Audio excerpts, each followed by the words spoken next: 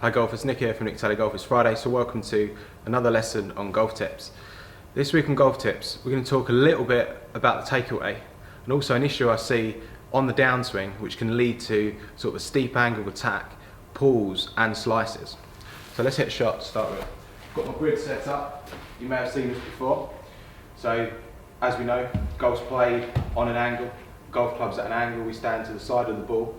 We don't stand on top of the ball with the club upright. If we did, the swing plane would go up and down the target line. So the swing doesn't go up and down the target line, it moves around the body in an arc or a circle.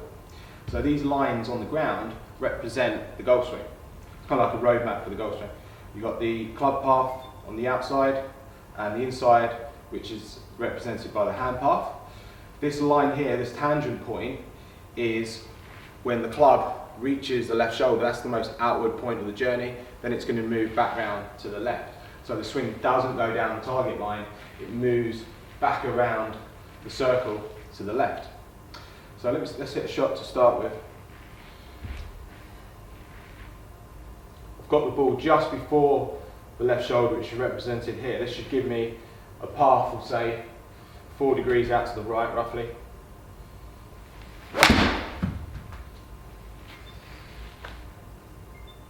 So a little push draw there, swing path 4.4, so pretty good shot. So one of the issues I see is in the takeaway, and it leads to issues on the downswing. So like I said before, we've got the club path and the hand path.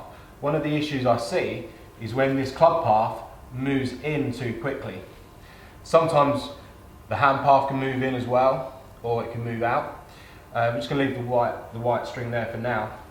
But sometimes you do see the occasion where the player will move the hands out and the club in at this point. So the check point or the reference point we're going to use is P2, which is when the shaft's parallel. So what I see a lot is on the takeaway is too much roll of the wrists, which takes the club way inside at this point. Now the problem with getting the club inside at this point, it can lead to quite a flat position here, is the player will tend to then get quite steep on the way back down to counteract that, which would lead to pulls, slices and quite a steep angled attack. So the issue I see, I'm going to do this slow motion, or slower if I can try and do it, so I'm going to exaggerate to start with. So this is the issue I see. So the club moves back in and then the player swings over the top, gets quite steep. That was a pull shot there. Angle attack moved out to 7 down and the path actually moved slightly to the left. So the normal path is normally from in to out, that moves sort of slightly out to in. So that's the issue I see, the player who rolls the wrist too early in the takeaway and then leads to sort of a steep angled attack on the way down. So what I'd like to see is the hands and the club matching up at P2. Now if you look at a camera from not quite down the line here, but if you look at a camera sort of in the right position, which would be roughly in line with the feet here, you would see the club head and the hands sort of pretty much bang in line. So we don't want to see that. Now if you find that in your takeaway the club's getting too far inside the hands at this point when the shaft's parallel P2, you probably need to feel that the hands come in and the club go out, and that's quite a common sort of feeling I'll give players that get the club too inside too early on in the takeaway. So hands in, club out, that sort of feel is what you probably need to feel. Now the checkpoint for one of the checkpoints on the downswing, there's many, would be roughly when we're in between position 5 and 6. So position 5 is when the left arm's parallel, position 6 is when the shaft's parallel on the downswing.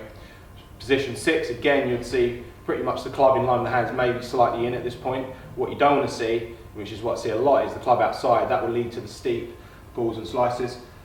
So one of the checkpoints is on the downswing. I'm going to bring up some players here so you can see, because to get the right angle is quite difficult, is between 5 and 6, which is roughly this position here, you'll see the shaft tracking sort of the right forearm, if you like. Okay, I'm going to put some pictures up on the screen, and where I see a lot of players is the club coming over the top at this point here. So that's the key really. I think if you can get the takeaway right, you probably want to feel that if you're one of these players that gets the club inside and then steep, you probably want to feel like there's a bit more hinge of the wrist earlier, less roll, and then you almost want to feel like the club drops or shallows out on the way back down, and then you swing round to the left to stop the club from going too far out to the right.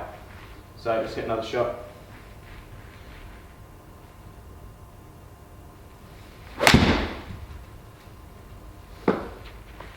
Again, similar sort of shot to that first one. Swing path was there 5 degrees, so pretty good. So in my golf swing, this is something I've worked on, and I see this a lot with players, is in the takeaway, club getting too far inside and then steep on the way back down, which leads to those pulls and slices. So you want to feel that the hands come in, the club come out on the way back down. Check that position, check the position on the way down, see if it's in line with the forearm. If it is, you've got a good chance then of delivering the club slightly from the inside and hitting a push draw.